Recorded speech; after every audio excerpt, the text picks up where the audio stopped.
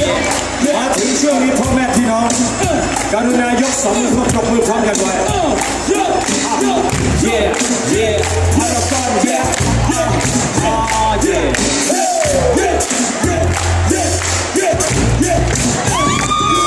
ช่วงนี้เจตนาจะมาแจกเสื้ออย่างเป็นทางการ2 ตัว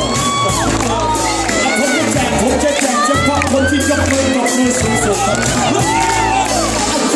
การที่เจ็ดอัลบั้มชุดที่เจ็ดก็ทั้งวันทั้งคืนเราเลยเซเว่นเจ็ดไปเจ็ดมายังไม่เห็นทำไมกับพี่อาบอกว่ายังไม่เสร็จ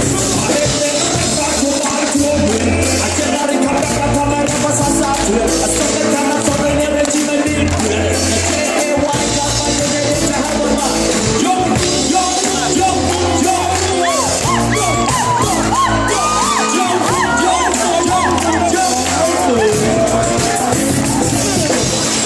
ลักษณะที่เราจะแจกเสื้อในวันนี้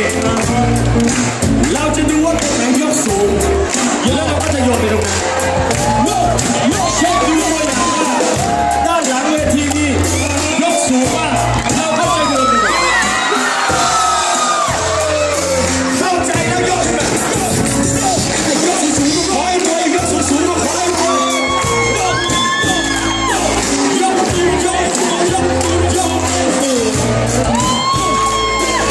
เสื้อตัวนี้ผมขอลงคาถาไว้ว่าหากลูกค้าอเมริกาท่านใดเป็นสุภาพสตรีแล้วท่านได้เสื้อตัวนี้ไปขอให้ภายใน3 วัน 7 วันท่านเจอสามีรวยเป็นเจ้าสัว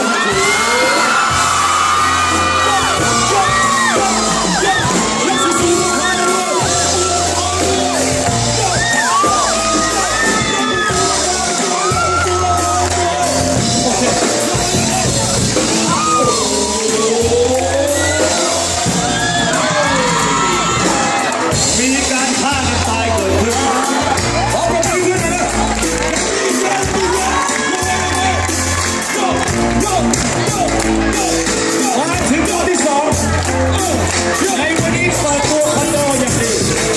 เราเพื่อจะพาพนักงานเสื้อตัวนี้